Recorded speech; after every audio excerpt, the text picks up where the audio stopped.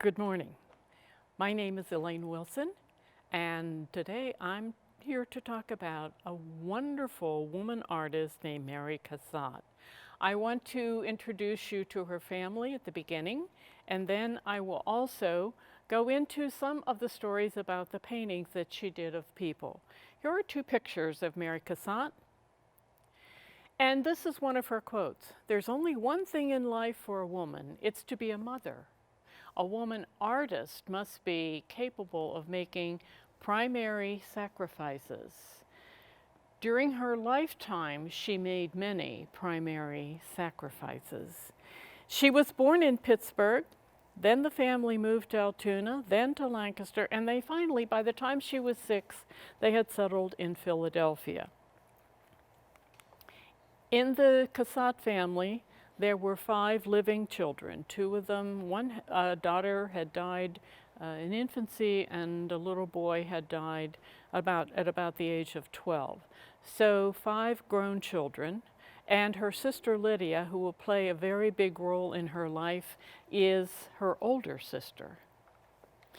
She enjoyed the finest of everything. Her father was a stockbroker, and they could travel a great deal, and it was the Victorian period, and so part of a child's education was to take them to Europe.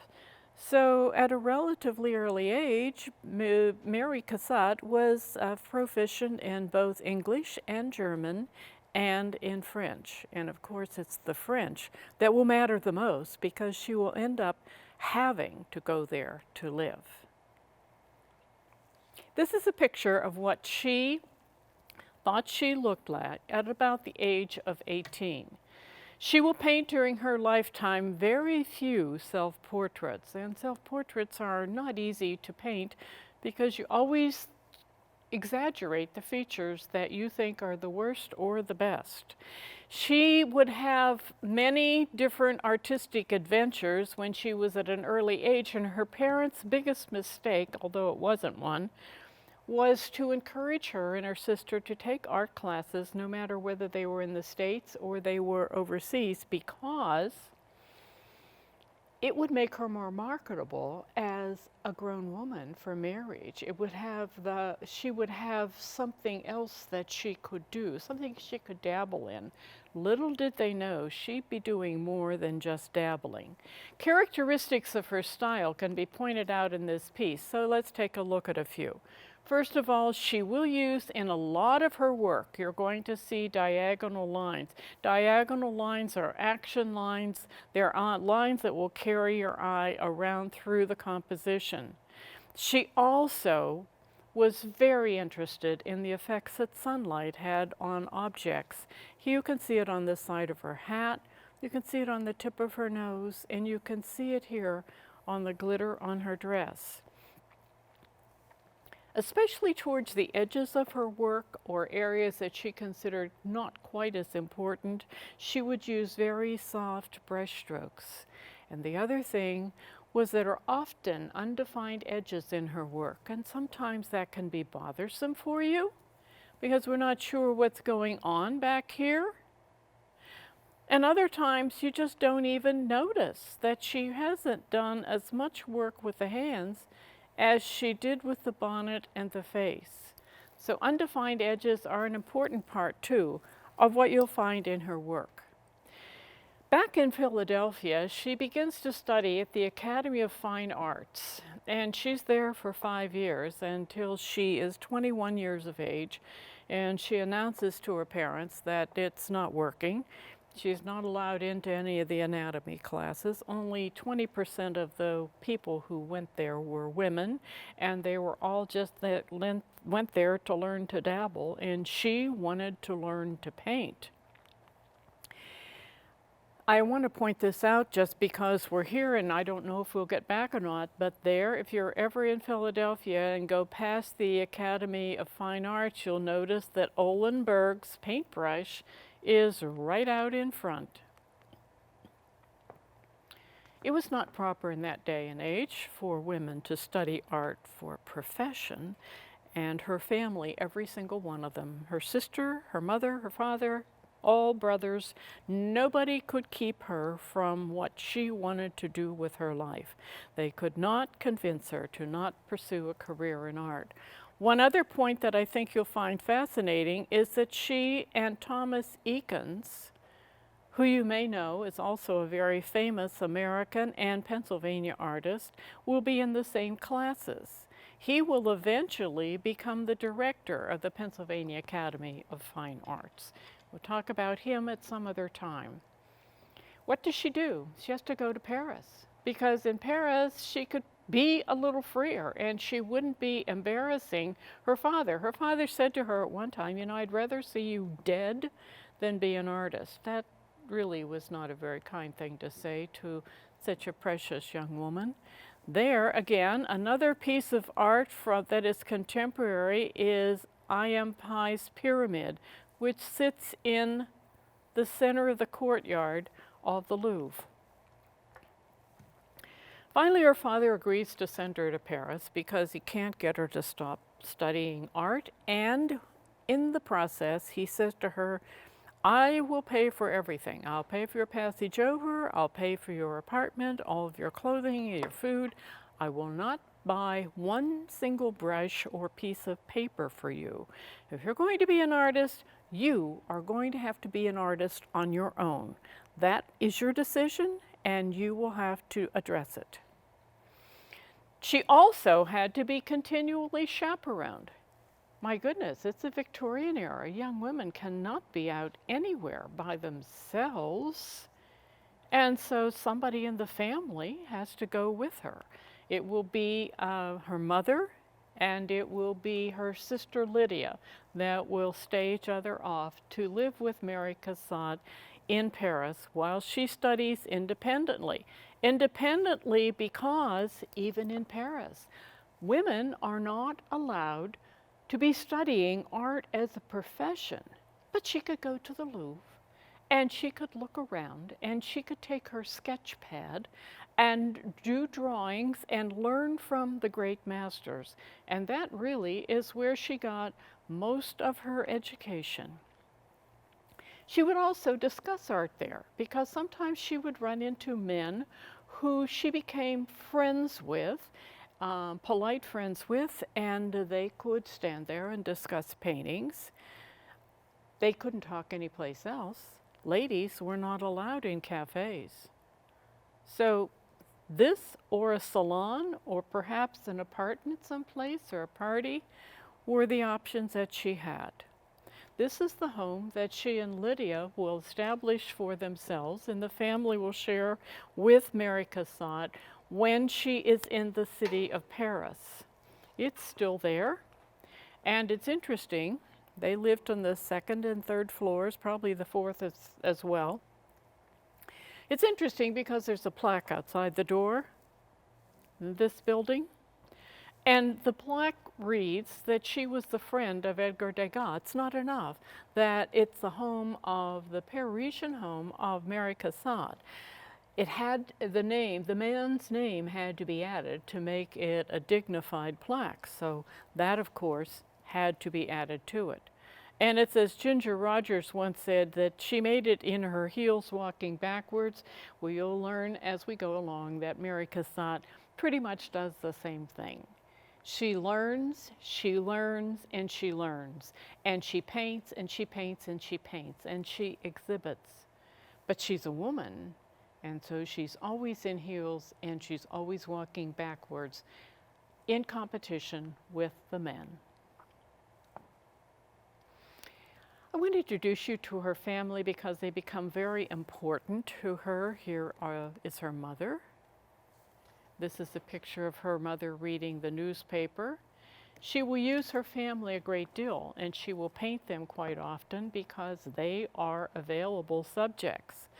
The reading of Figaro is interesting in that, along with all of the other mores that were important during the Victorian period, women did not read the newspaper.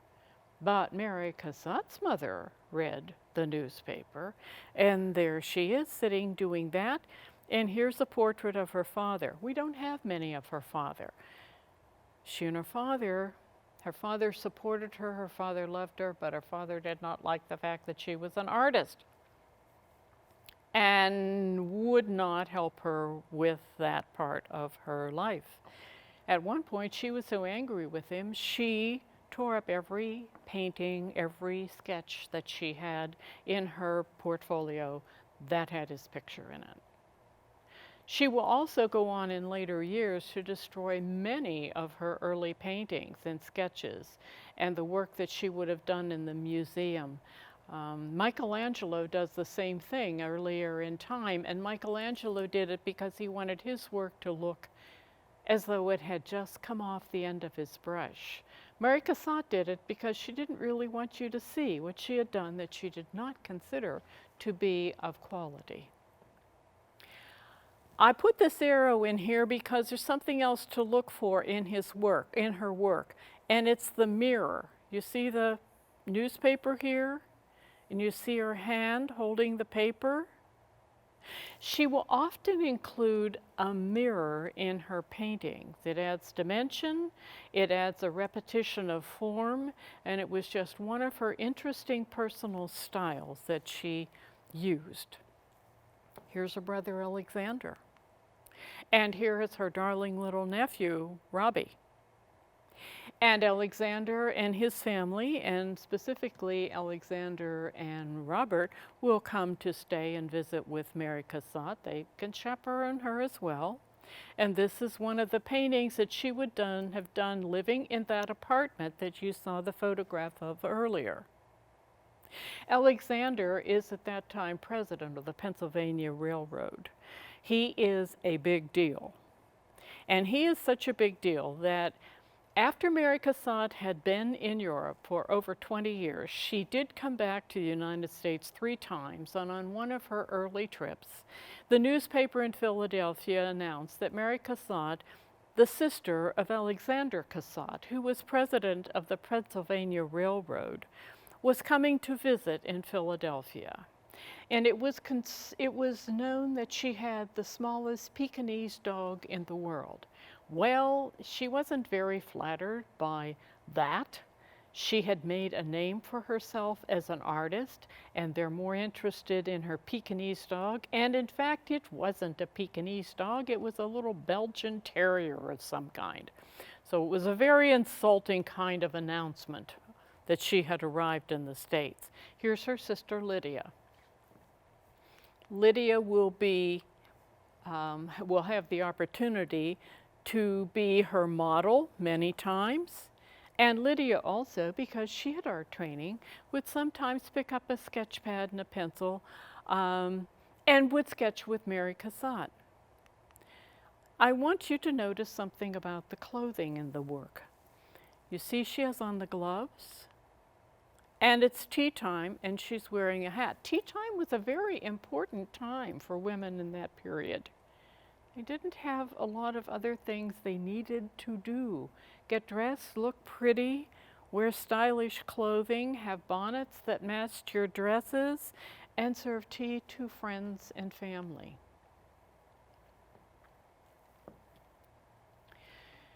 The family found that when they were there visiting with Mary Cassatt in the summer that it got a little warm in Paris, and so they would move out into the country, and most of the time they moved north of Paris to different estates that were for rent during the warm seasons of the year. Well, at one point, Mary Cassatt been staying at this one particular lodge with her family for I don't know how many years. The man said he was going to sell it and it would no longer be available for them. So she found the Chateau de Bouffrons.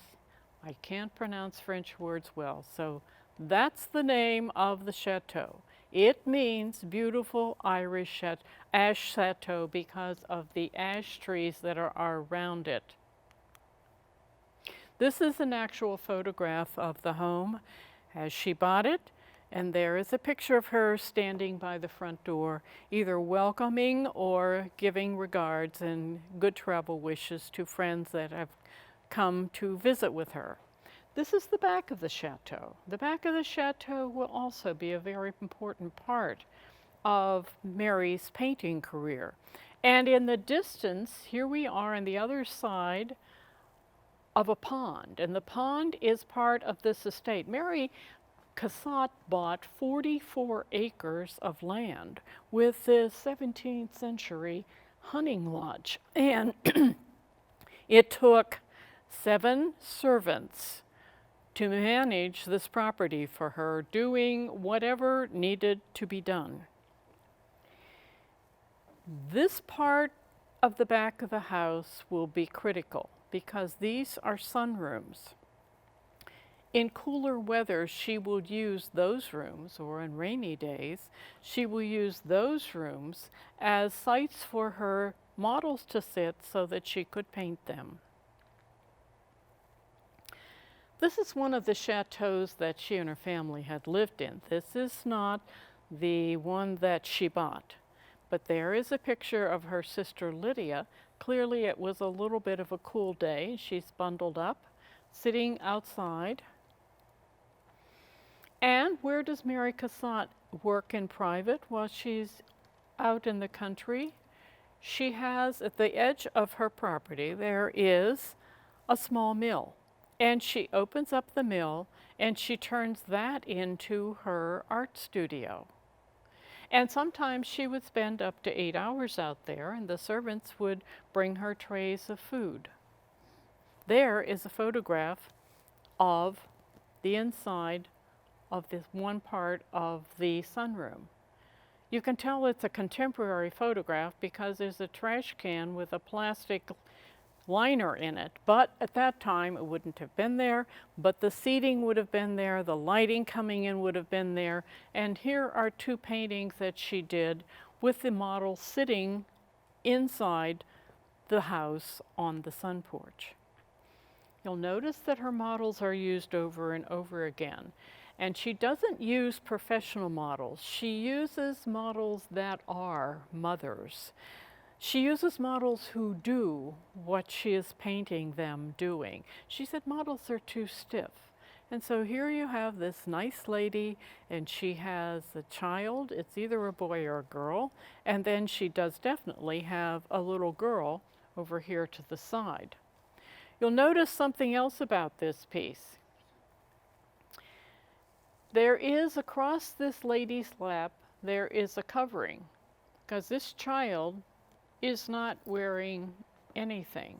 There are many times when she does that, she paints a child with no clothing at all. Other times with hats and frilly dresses.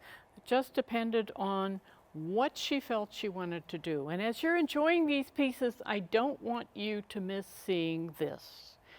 The little girl is looking at her younger sibling, and she has her hand over the top of this darling little puppy, which reminds me, my earliest program for you in this whole series was on Norman Rockwell. And Norman Rockwell said, if the painting's not going well, just put a puppy in it.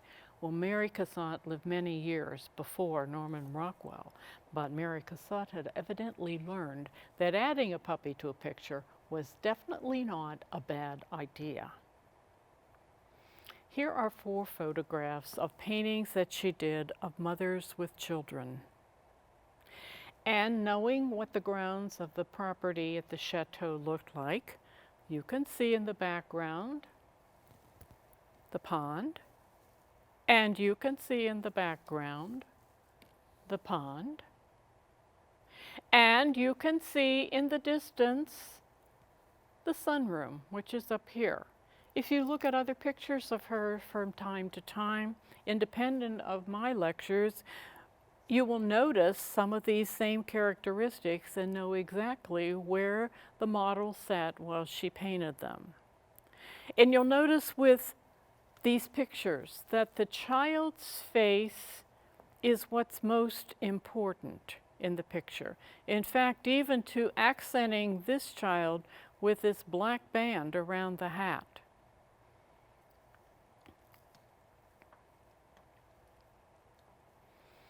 She and Lydia had to have some sort of social life while they were in Paris, and so one of the things that they did was to attend the opera. They both enjoyed that very much. And here are two paintings that she did as a result of evenings that she and Lydia had spent at the opera. The opera was she said here, the social aspects of the opera drew Cassatt to her romantic and relaxed interpretations of young female opera viewers. You'll see in the next couple of slides some of the restrictions on the young female opera viewers. But I point this out to you because this is an oil painting and this is a pastel drawing. And she is equally accomplished in both of these media, and she also, you'll see later, she also does dry point etching. And some of her dry point etchings are extremely popular even today, and she is very proficient with them. Before we move to another slide, I want you to notice something. That's the back of Lydia. Remember I showed you her mother reading El Figaro? Well, that was a mirror, and Lydia is sitting in front of a mirror. So all of this is actually in front of Lydia, and this is Lydia's back. The same is true over here. There is Lydia, and the mirror, even the chandelier, are reflections in the glass. They are not behind Lydia, they're in front of her.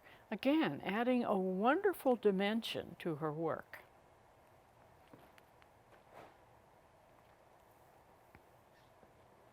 I've always loved this piece. You just have to see it. It's called At the Opera. And here is this very independent woman, and she has gone to the opera, and she is watching the opera because she wants to become educated. But across from her is a man with a guest. Someone is sitting there with him, and he is looking at her. She is looking at the opera. You can tell that because everybody else is looking in the same direction that she is. But he has found her more captivating than what's on stage and is staring at her, and Mary Cassatt caught him in the act. These are the daughters of a famous poet and another very important Parisian man, and they two women they are in their theater box. And if you notice some things about this piece, behind them is a mirror. You can see her reflected in it. She's actually the one being reflected in it. Her dress is lighter, so she would be over here. Both of them are sitting very properly because families of wealth train their daughters. In fact, you would go into one of their homes, and if you were a Victorian lady, you wouldn't look for a nice, comfy, stuffed chair to sit in. You would look for a straight-back hard chair to sit on, because then you could keep your posture in better alignment. So here we have these women, almost looking a little bit stiff, but they are there to enjoy the opera. Young women at that time not only were not really expected to read the paper, but they were not expected to look directly at any young men. Any young men that wanted to meet them had to be introduced, and then they could look at them. So here you have this little girl with her opera glasses looking around at what might be available of interest to her on some of the other levels in the balcony. And this woman is standing beside. Notice the fans that they have, hand-painted fans, and the bouquet of flowers that she would present at the end of the performance to whoever she thought was the best.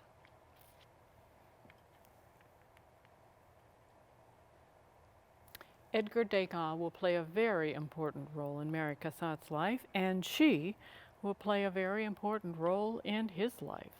He will be the topic of my discussion with you next week. This is just one of his paintings that he did, and this one would have been done backstage behind the ballet. Mary Cassatt was a woman. Women were not allowed back there, but of course Edgar was. But Edgar will do paintings of Mary Cassatt, and this is one of them that he does. She especially liked this piece. I don't find it too flattering myself of her, but nevertheless, she's sitting holding some calling cards in her hand. And he did this piece. It's one of a number of sketches that he does of her. She does have strong feelings for him. She is a woman and she really would like to be in love, but she doesn't want that to interfere with her career in painting.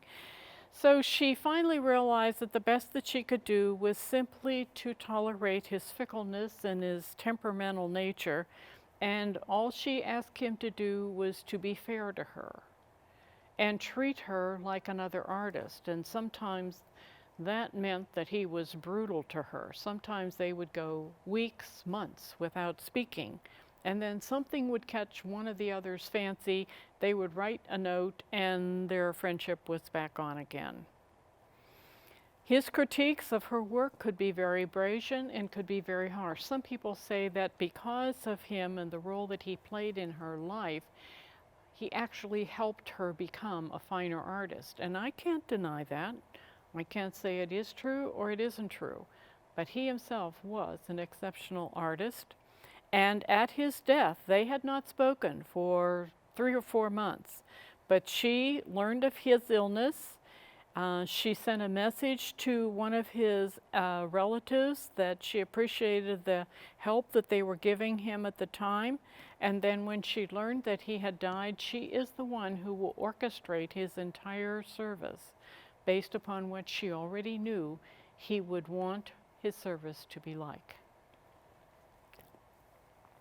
He met her through a friend at the Louvre, and there is his sketch of her, and he did 8 paintings of her. This is a pastel drawing, you can tell that, and he signed it up here in the corner. But he will paint her many times, and notice you have here, you had another woman. That was Lydia. Lydia would have to go with her wherever she went. Here are more pictures of Lydia.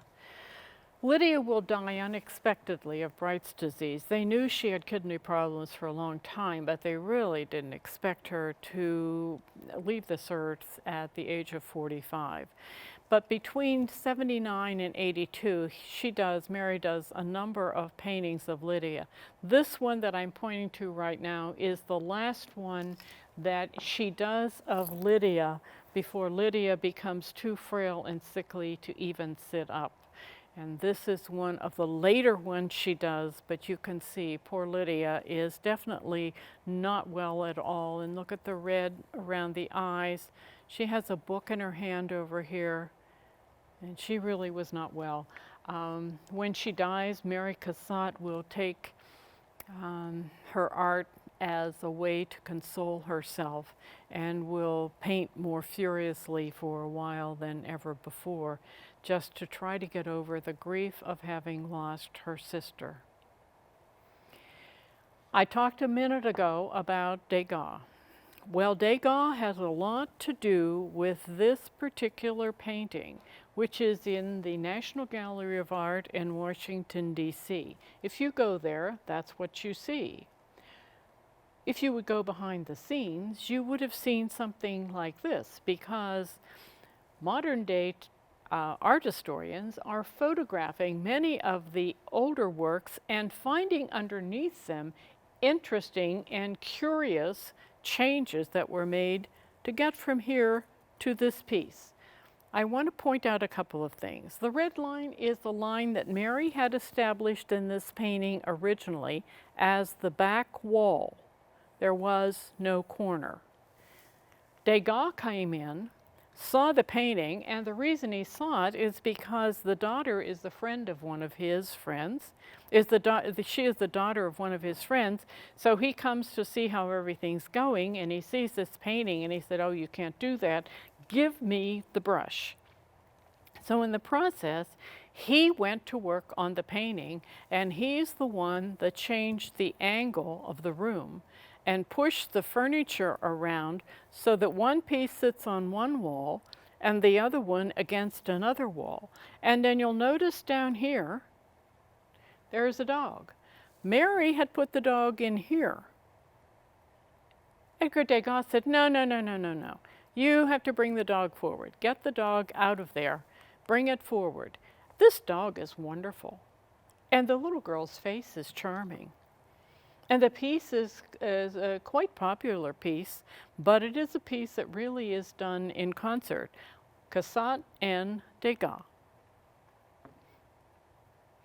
Here are some of her delightful children's pieces.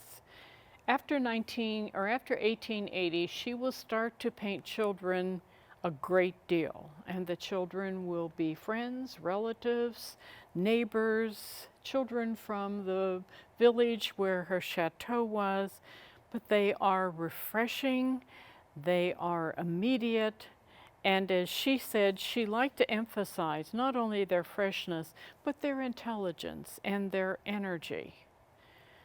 Some of them are wearing wonderful, fancy hats.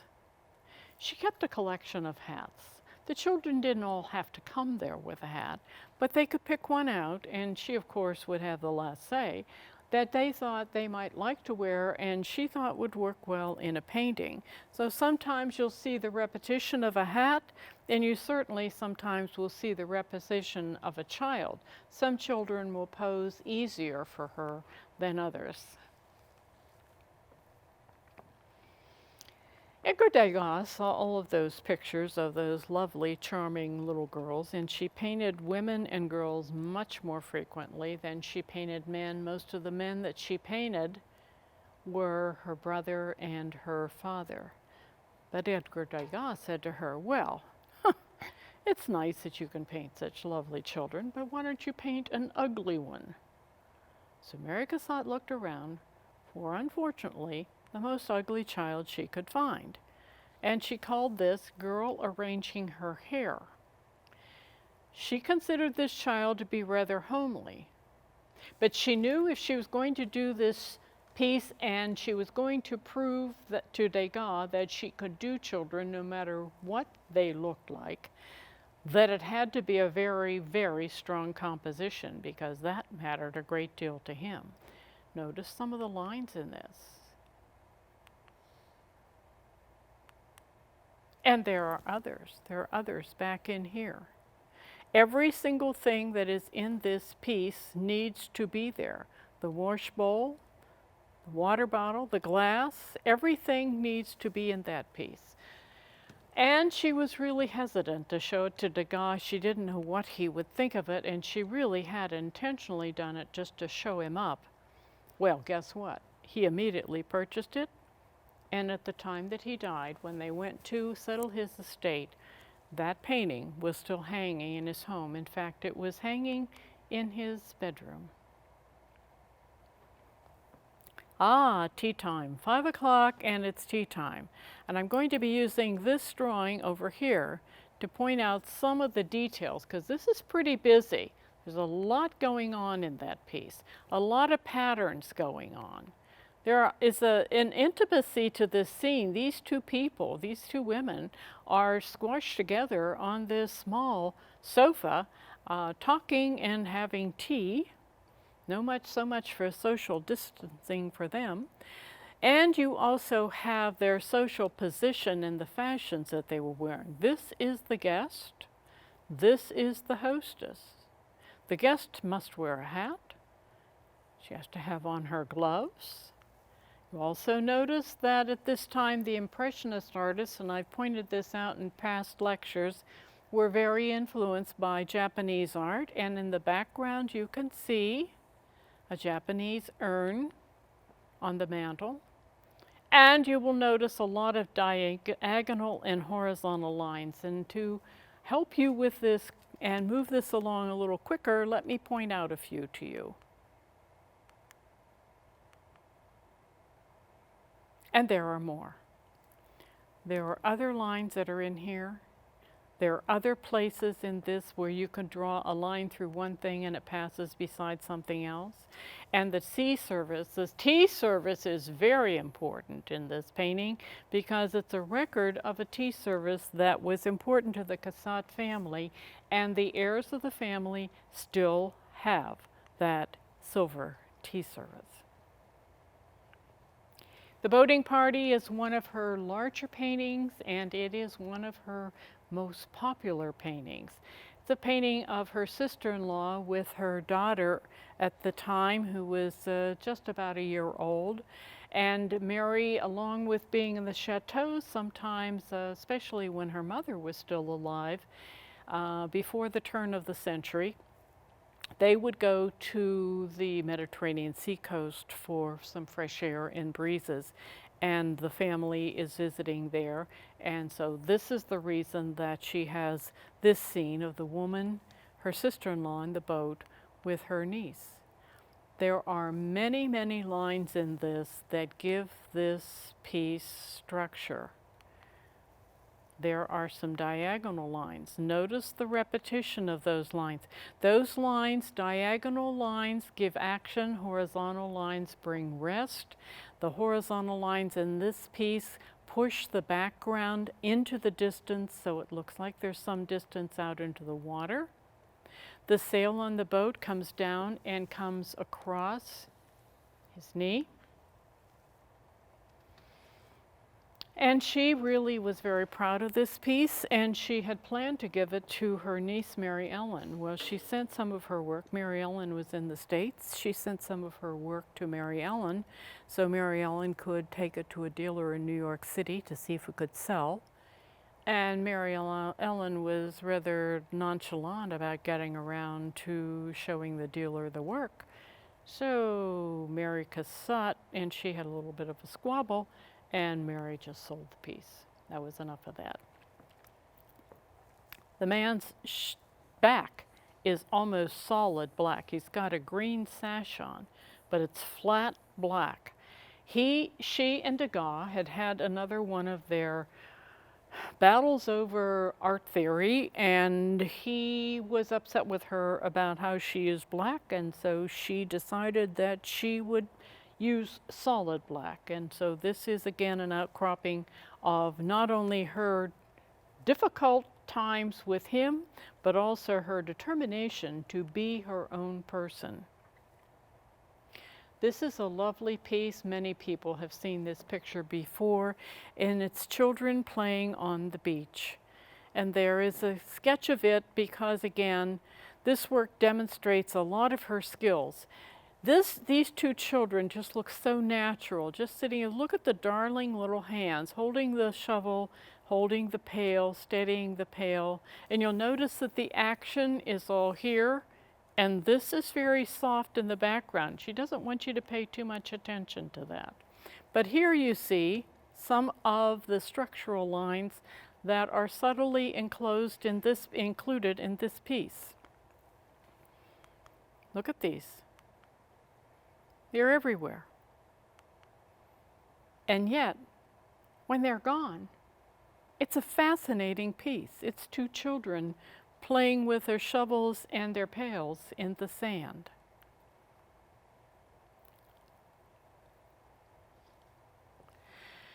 Louise Elder was her maiden name. Louise and Henry Havemeyer. She marries him. He's 7 years older than she is. Louise is 10 years younger than Mary Cassatt. They meet in Paris at one point, and when she marries Henry, she marries him because Henry had been married to Louisiane's aunt, and the aunt died suddenly, and so Henry just moved his affections over to Louisiane, and so then they got married. And Louisiane will know that Mary Cassatt is an artist and that she is also very astute about work that people in the States could be or should be collecting at that point in time. And so she, Louisiane and Henry become very avid art collectors, and Mary Cassatt helps them with their collection. Now that has many positive stories, but it also has an interesting aside. This painting, my El Greco, went up for sale in Spain. Louisiane and Henry are in the States. Mary Cassatt gets in touch with Louisiane and said, El Greco, not many of his paintings ever go up for sale. This one is going up. If you're interested, I will get myself over to Spain and take a look at it. And if it seems to be of good quality and you want me to, and with your permission, I'll just go ahead and buy it and ship it to you. So Louisiane thought that can't be all bad, so she gave her the go ahead, and Mary went off to Spain. She was able to buy the piece at auction, and she had it shipped to their home in New York City. Henry was furious. Why? Because he had never seen a painting of a person wearing a pair of glasses, and he really didn't want that in his collection. Well, Louisiane prevailed, and it stayed. And when they finally died, the two of them died and their estate was settled, their work, well over 1,000 pieces of Impressionist work and work from earlier years in Europe. Many thanks to Mary Cassatt for the large collection. All of that was willed to the museum, the Metropolitan Museum of Art, and this piece is in the Metropolitan Museum Art for you to look at. Henry didn't destroy it. They did keep it, but he was not happy about that. After he dies in 1907, Louisiane will eventually become a strong women's suffrage advocate and convince Mary Cassatt in the 1915 to also be very active in women's suffrage. And one of the things that I found fascinating about it was this. The women's suffrage ladies were concerned about frilly clothing. They decided that separated them too much from the seriousness of the way the men dressed. And so Louisiane got rid of a lot of her fancy clothing with all the ruffles and bows because she was now in women's suffrage and she would dress differently. Here is one of Mary Cassatt's works, and another one beside it, and I want to point out a couple of things about these two pieces. First of all, this one is a double mirror, and the woman is wearing this wonderful dress. She is a woman from the village near the chateau. She doesn't have access to this kind of clothing. Mary Cassatt did. Mary Cassatt wore French dresses and English shoes. She said English shoes were much more sturdy and substantial and weren't so frilly. And so she didn't wear French shoes, but she wore the dresses and she kept the dresses, and the woman could show up for the sitting and whatever she wanted, and Mary would help her fit into something that she could use to make a good painting with. On the other side, I want you to notice these numbers. There are 5 of them that'll be coming up. There's the 5th one. I could have even added a 6th one back here. I'm just reinforcing for you again the influence of Japanese art and patterns on the Impressionist artists, because Mary is the only American to be accepted by the French Impressionists and to actually be invited to show her work with theirs. So she's very into what they know, what they do, and then how she can use it to her best advantage. I love this piece. And as I've said to you when you see me speak here in the auditorium, I love to show pieces that just bring me joy, and this is one of them. I love this picture of this small child sitting on the edge of the bed with her mother's arms wrapped around her, getting something to eat. Mary's paintings become her children, and Mary's paintings, through the paintings that she does of them, these children will have everlasting life. In some ways, she stops their growth and allows them to forever remain children.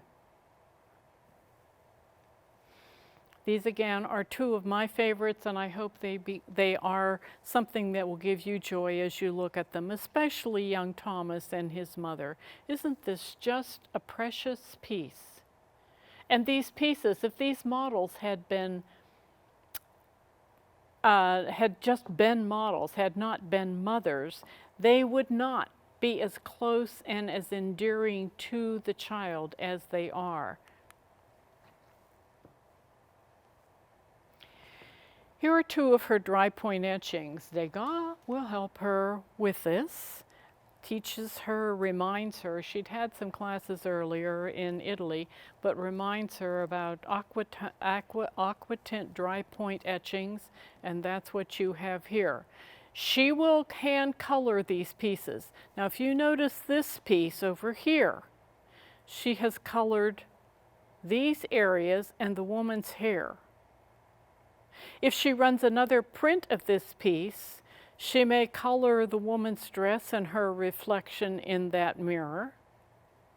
And she may not color what you see around here, or she may use other colors.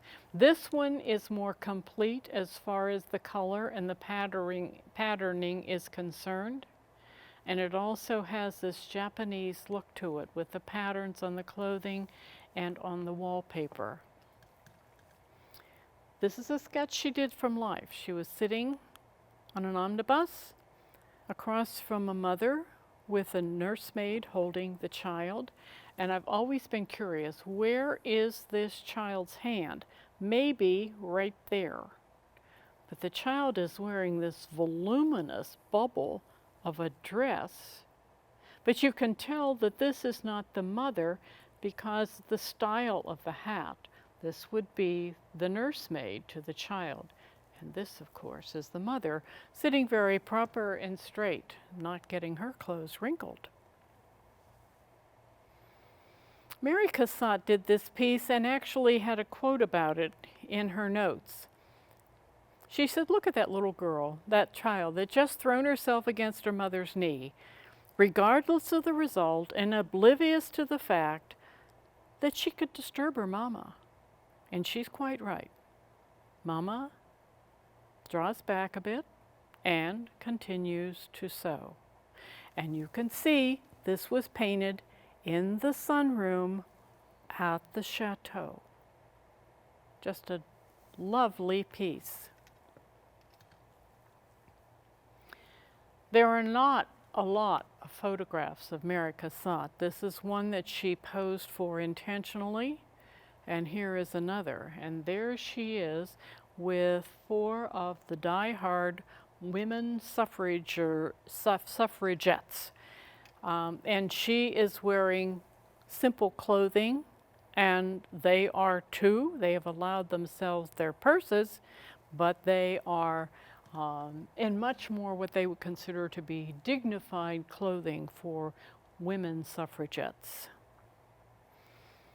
As Mary Cassatt ages, she will have issues, and I'll go over those shortly with you. But I did want to show you these two pictures. This one I can tolerate. This one is her reading, but she does become almost completely blind before she dies. And towards the end of her life, she looked very much like this. And she would greet them at the door. People would say she'd greet them at the door, and she looked so frail. And it was so difficult for her to get around. But they would go in, she would invite them in, and her maid would bring tea for her and you could sit there, and it's a topic came up that really inspired her. She would become animated, and her eyes would dance, even though she couldn't see. Her eyes would dance, and her hands would move, and she would be alive again. But so much of her later years she spent in solitude. This is one of the few paintings that she did of a child who doesn't look very happy, but it's a precious piece. And the child is wearing this darling straw hat, and obviously in thought about where else they would like to be besides standing there in front of an artist, very still, while they're having their painting done.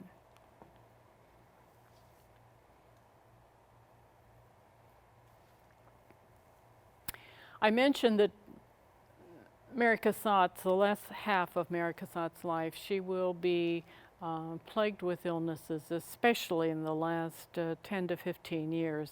She gets diabetes, she has rheumatism, makes it very difficult for her to move around, and neuralgia. And like Degas, you will find that she gets cataracts in 1911. She still kept going. Her brother Gardner and his family came over in 1911, and they booked a wonderful tour of Egypt and were on the Nile.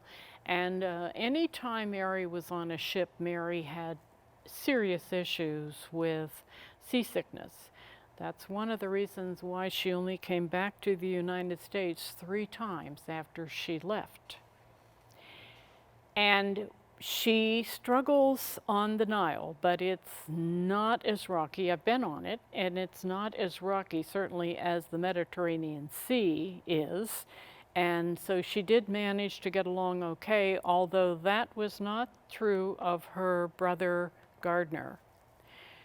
Gardner is taken ill on the trip in Egypt, is rushed back to Paris, and dies in 1911.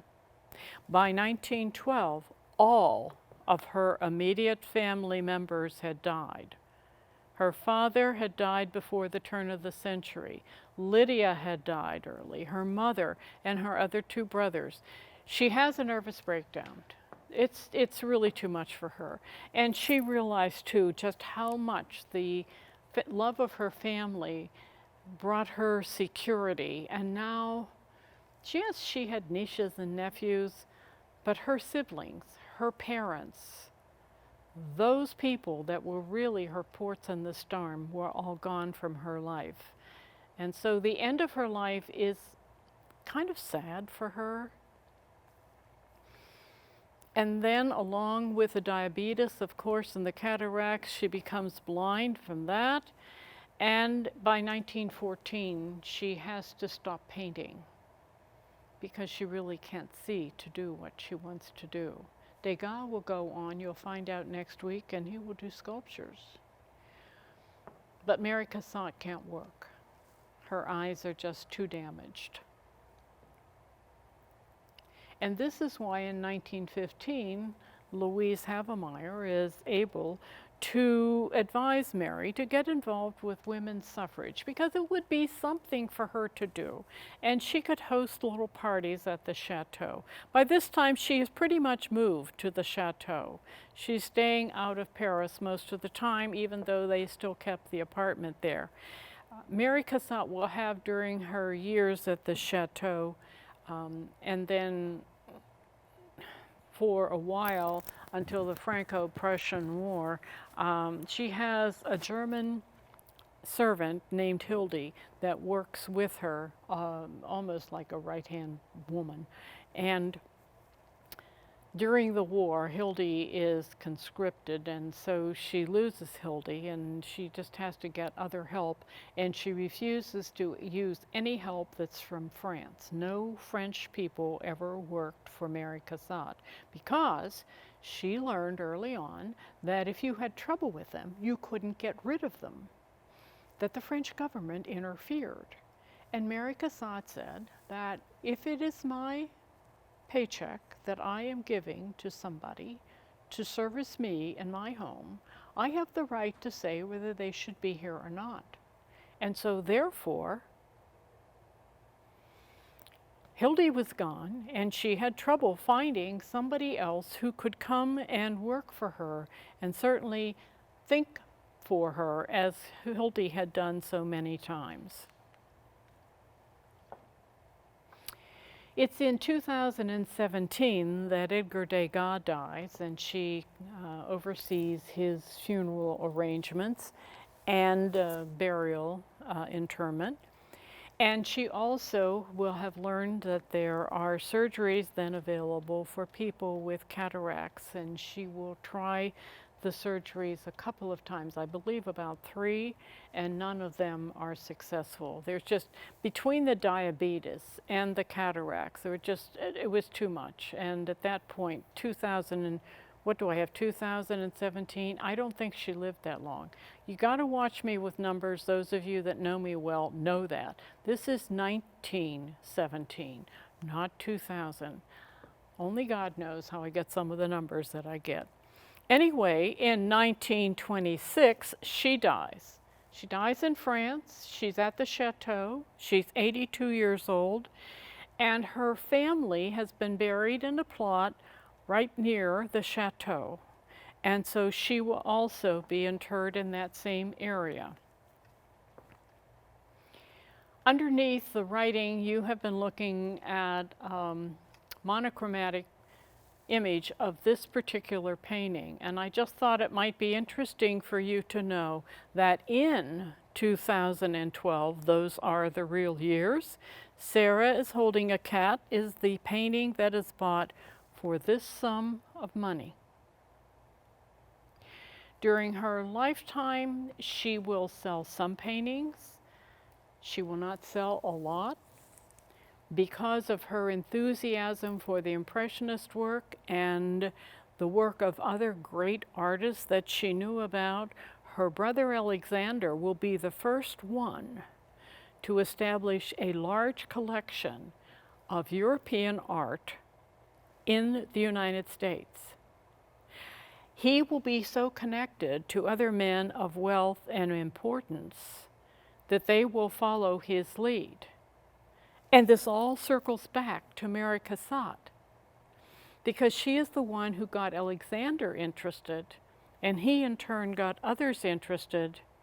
The Philadelphia Museum of Art, the Metropolitan Museum of Art, the National Gallery in Washington, D.C., host many paintings that were willed to those museums by people who bought them through the influence of Mary Cassatt.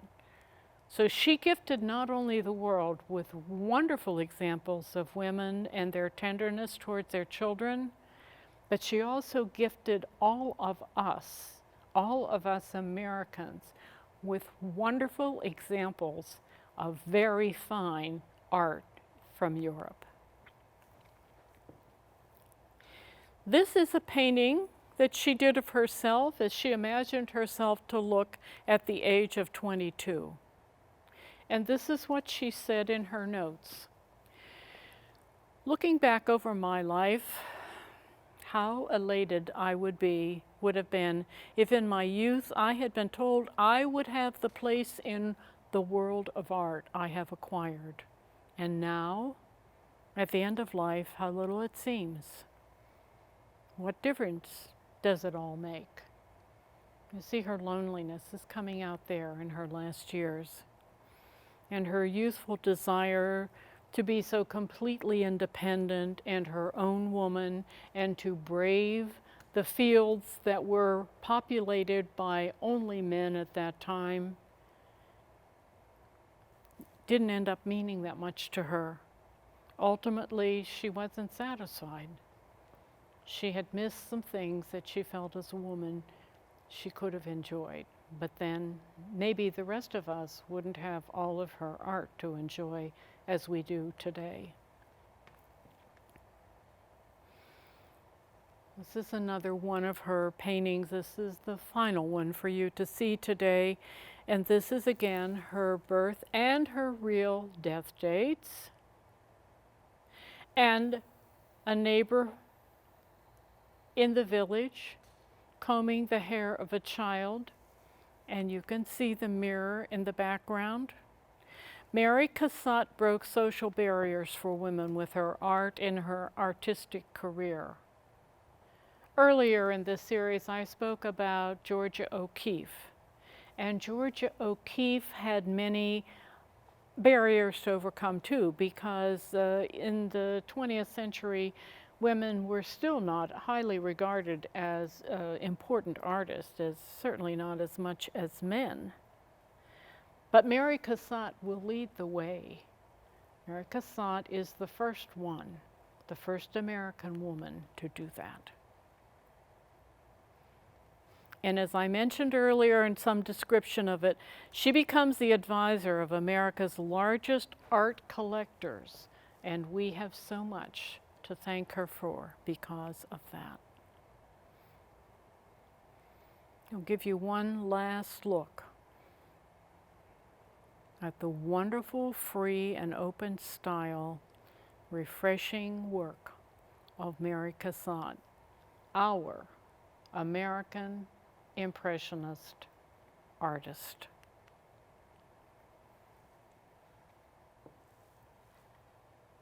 If you have any questions or you have comments for me, the Willow Valley website has been popping up on occasion and it's there now for you. Or you can get in touch with me directly. Some people do that. Next week, as I have mentioned twice before during this program this morning, I will be talking to you about the fascinating life and the works of the Impressionist Edgar Degas. If there ever was a stranger man, I'm not sure who it would be, but he and Mary Cassatt were fast friends. And in many ways, they helped each other become who they became in the world of art. So I hope that I get to see you then, and I hope that you have enjoyed today's lecture. Have a good week, and I'll check back with you next Tuesday. Thank you. I have one question. Okay. This person would like to know how you would go about finding out if her paintings, lithos, are available in the market. If any of these paintings are available. For the most part, her paintings are not available, so that some of her prints would be. But what they are auctioned off through Christie's and through Sotheby's. So go to either one of those sites and they will have a listing of what is coming up for auction, because some of these do reach an auction block and are available. And with today's technology, you can put bids in over the phone. You don't have to be there to represent yourself at the site. But I would check those too, because that will be your best source for finding original, authentic work done by Mary Cassatt. Thank you.